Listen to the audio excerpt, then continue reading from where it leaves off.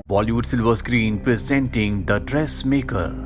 वक्त होता है सन 1926 का, जहां हमें ऑस्ट्रेलिया के बीहड़ में एक छोटे से टाउन को दिखाया जाता है। इस टाउन में बहुत कम लोग रहते हैं और इन्हीं लोगों में होती है 10 साल की मिटल, जो यहाँ अपनी मॉम मॉली के साथ रहती है। और इस पूरे टाउन में ना तो मिटल को और ना ही उसकी मॉम को कोई पसंद करता है। सब मिटल को स्कूल में बुली करते हैं, उसे उल्टा सीधा कहते हैं। यहाँ तक कि टाउन के जो बड़े लोग होते हैं वो भी मात्र 10 साल की मिटल को पसंद नहीं करते। अब एक दिन मिटल की क्लास में एक लड़के की मृत्यु हो जाती है और उसकी मौत का इल्जाम आता है मिटल के ऊपर। सबका यही मानना है कि मिटल ने उस बच्चे को मारा है। इसीलिए टाउन में जितने भी लोग होते हैं वो सब यही चाहते हैं कि मिटल को सजा दी जाए। इस टाउन के जो पुलिस सार्जेंट है वो मिटल को सजा के तौर पर हमेशा के लिए यहाँ से दूर किसी दूसरी सिटी में भेज देते हैं। 25 साल बीत जाते हैं और साल आता है सन 1991 का। मिटल एक बार फिर से अपने टाउन में वापस आ चुकी है। उसे अपने बचपन की धुंधली धुंधली यादें हैं। सबसे पहले वो अपने घर में जाती है, जहां उसके घर की हालत बहुत ज्यादा खराब होती है। उसकी मॉम मॉली भी वहीं पर है। दरअसल मिटल के जाने के बाद उसकी मॉम की तबीयत बहुत ज्यादा खराब हो गई। वो मेंटली अब पूरी तरह से अनस्टेबल है। मिटल अपनी मॉम को याद दिलाने की कोशिश करती है कि वो उनकी बेटी है, लेकिन उसकी मॉम को कुछ भी याद नहीं आता। इससे मिटल को बहुत दुख होता है, पर अब उसे इस सच्चाई को एक्सेप्ट करना होगा। दरअसल उसका घर टाउन से थोड़ा सा अलग थलग होता है और अब मिटल अपने घर की सफाई करती है, अपनी मॉम को अच्छे से साफ करती है और घर के बाहर अपनी मशीन भी लगाती है, क्योंकि वो ड्रेस मेकर है, वो ड्रेसेस बनाती है। वो अपनी मॉम से कहती है कि टाउन के लोगों ने हमारे साथ अच्छा सलूक नहीं किया, पर उसकी मॉम इस बात का कोई भी जवाब नहीं देती। दरअसल वो कभी चाहती नहीं थी कि उसकी बेटी वापस इस टाउन में आए, पर अब मिटल वापस टाउन में आ चुकी है। टाउन की हालत पहले से बहुत ज्यादा खराब है। साथ ही टाउन के लोगों को पता चल चुका है कि मिटल वापस आ चुकी है, जिससे कोई भी खुश नहीं होता। अब इसी टाउन का दूसरे टाउन वालों के साथ फुटबॉल मैच चल रहा होता है और वहां पर मिटल भी जाती है, जिसने बहुत ही खूबसूरत ड्रेस पहनी होती है। और उसकी ड्रेस से यहाँ पर इस टाउन के जितने भी फुटबॉल प्लेयर्स होते हैं वो सब के सब डिस्ट्रैक्ट हो रहे होते हैं, जिस वजह से उनकी परफॉर्मेंस डाउन हो जाती है।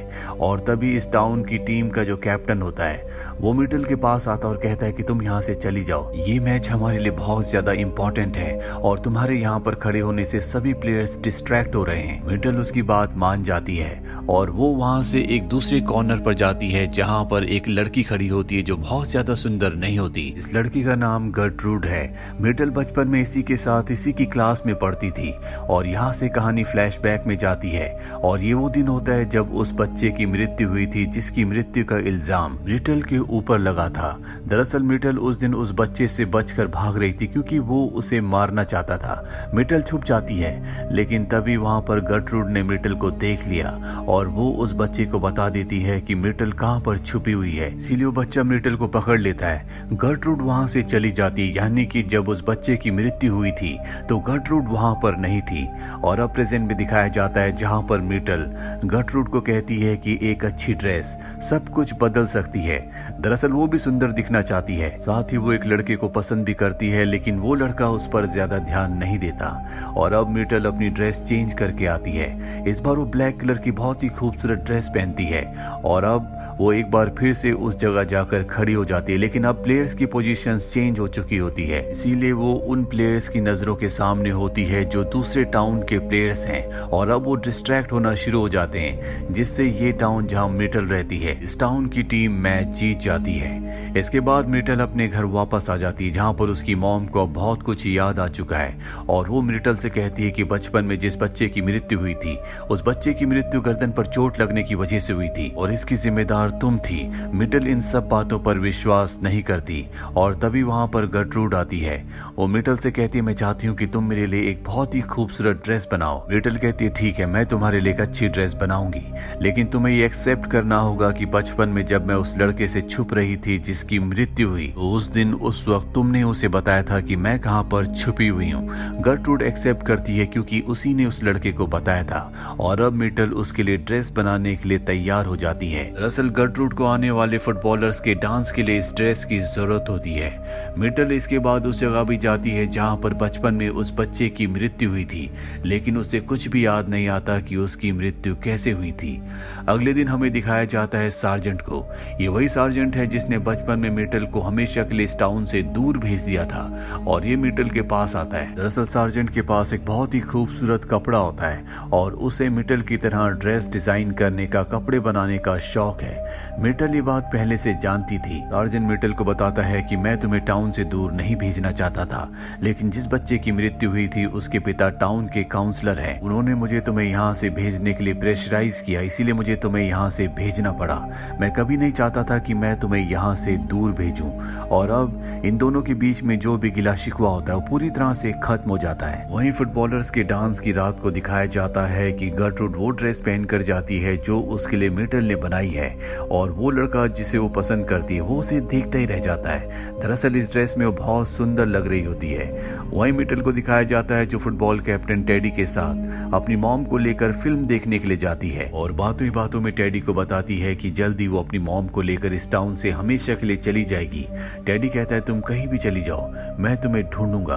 और यहाँ पर उसे पता चल जाता है कि टेडी उसे पसंद करता है। अगली सुबह दिखाया जाता है कि मिटल के पास टाउन की बहुत सारी फीमेल्स आती हैं जिन्होंने रात को गर्ट्रूड को उस खूबसूरत ड्रेस में देखा था और अब वो सब भी मिटल से अपनी ड्रेसेस बनवाना चाहती हैं। जल्दी मिटल पूरे टाउन में फेमस हो जाती है, हर कोई उसी से ड्रेस बनवाता है। और यहाँ पर काउंसलर जिसके बच्चे की बचपन में मृत्यु हुई थी वो इस बात से जेलस हो जाता है, इसीलिए टाउन में वो एक प्रोफेशनल ड्रेस मेकर को बुलाता है जिसका नाम ऊना होता है। ऊना मिटल से मिलते उसकी ड्रेसेस देखती है, लेकिन ऊना को उसकी ड्रेसेस को ज्यादा अच्छी नहीं लगती। वहीं टेडी मिटल को बता देता है कि वो उसे बहुत प्यार करता है, पर मिटल उसे कहती है कि मैं एक श्रापित लड़की हूँ, तुम्हें मुझसे दूर रहना चाहिए।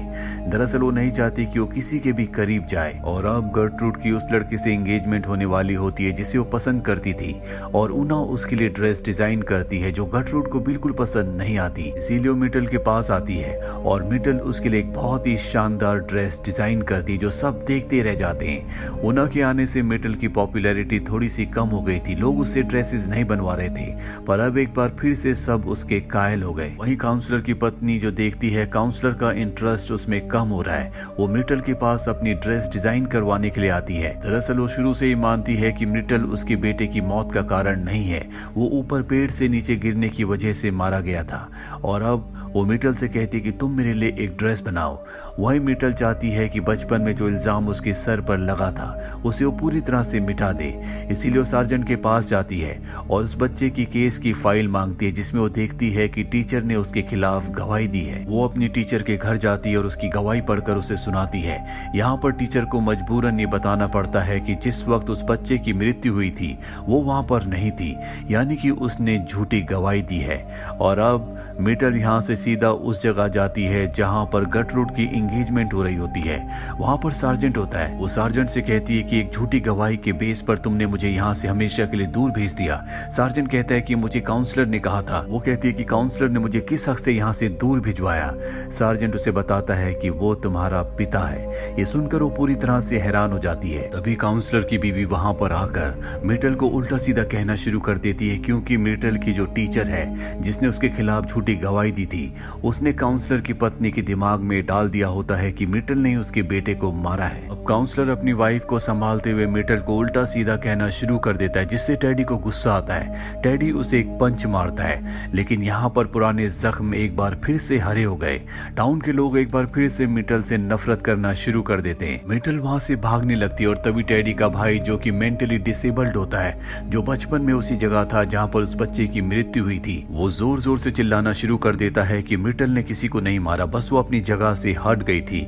और अब टेडी मिटल के पास आता है और उसे उसी जगह ले जाता है जहाँ पर बचपन में उस बच्चे की मृत्यु हुई थी। यहाँ पर मिटल को सब याद आ जाता है कि काउंसलर के बेटे ने उसे दीवार के साथ खड़े रहने के लिए कहा था और कहा था कि अगर वो वहां से हिली तो वो उसकी मॉम को मार देगा। और इसके बाद काउंसलर का बेटा बुल की तरह उसे हिट करने के लिए आगे बढ़ा, पर इससे पहले कि वो उसे हिट करता वो वहां से हट गई थी, जिस वजह से उसकी मृत्यु हो गई। टेडी का भाई जो बचपन से थोड़ा सा मेंटली डिस्टर्ब था, उसने दूर से दूरबीन से सब कुछ देख लिया था, पर उसने किसी किसी को नहीं बताया क्योंकि वो जानता था कि उसकी बात पर कोई विश्वास नहीं करेगा, सब उसे पागल समझते हैं। पर अब यहाँ पर मिटल को सब याद आ चुका है। टेडी और मिटल जो एक दूसरे से प्यार करते हैं, एक दूसरे के बहुत करीब आ जाते हैं। टेडी कहता है मैं तुमसे शादी करना चाहता हूँ। मिटल कहती कि नहीं, तुम ऐसा नहीं कर सकते, मैं श्रापित हूँ। टेडी कहता है मैं इन सब बातों को नहीं मानता। ये दोनों के दोनों साइलो के ऊपर होते हैं। टेडी ये साबित करने के लिए कि वो श्रापित नहीं है, साइलो जिसके अंदर ग्रेन्स रखा जाता है उसके अंदर जंप करता है। हालांकि वो उसे मना भी करती है, लेकिन टेडी उसकी बात नहीं सुनता। वो पूरी तरह से ग्रेन से भरा होता है, इसीलिए उसमें फंसकर उसकी मृत्यु हो जाती है। और उसकी मृत्यु के बाद यहाँ पर एक बार फिर से मिटल पूरी तरह से हताश हो जाती है।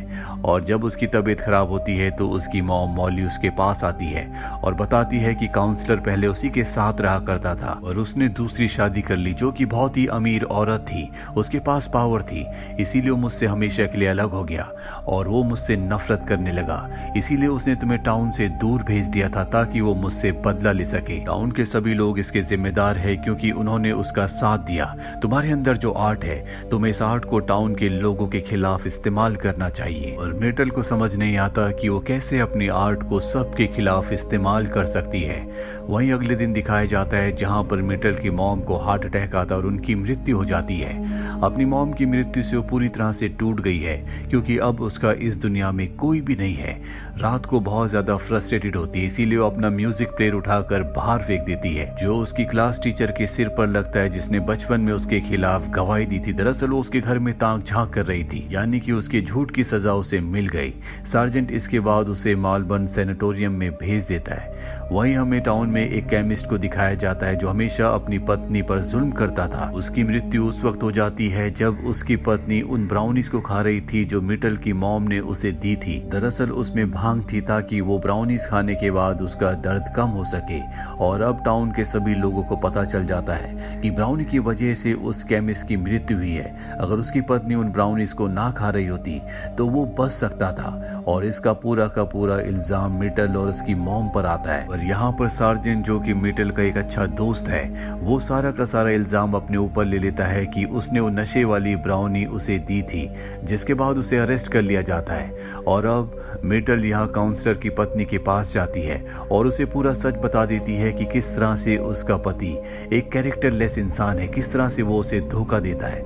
इसीलिए काउंसलर जब घर आता है तो उसकी पत्नी उसके पैर को जख्मी कर देती है और वहां उसे मरता हुआ छोड़कर निकल जाती है। आज इस टाउन की जितनी भी फीमेल्स होती हैं वो एक ड्रामा ड्रेस कंपटीशन के लिए गई होती हैं, लेकिन वहां उन्हें पता चलता है कि दूसरी जो टीम है उनकी ड्रेस और किसी ने नहीं बल्कि मिटल ने बनाई है। और ऐसा करने के लिए मिटल की मॉम ने उसे कहा था, जिस वजह से इस टाउन के लोग उस कंपटीशन को हार जाते हैं। वहीं मिटल को अपने घर पर दिखाया जाता है जो अपनी जिंदगी की नई शुरुआत करना चाहती है। उसे यकीन हो चुका है कि वो कोई श्रापित लड़की नहीं है, इसीलिए वो अपने घर के बाहर एक रेड कारपेट बिछाती है और उसमें ऑयल डालकर सबसे पहले अपने घर को जलाती है और उस रेड कारपेट से होते हुए इस टाउन से निकल जाती है। मिटल के घर की आग धीरे धीरे पूरे टाउन में फैल जाती है जिससे पूरा का पूरा टाउन जल जाता है। और जब टाउन के लोग उस कंपटीशन को हार कर वापस अपने टाउन में आते हैं तो देखते हैं कि उनका टाउन जल रहा है। ट्रेन में हमें मिटल को दिखाया जाता है जो हमेशा के लिए अब पेरिस जा रही है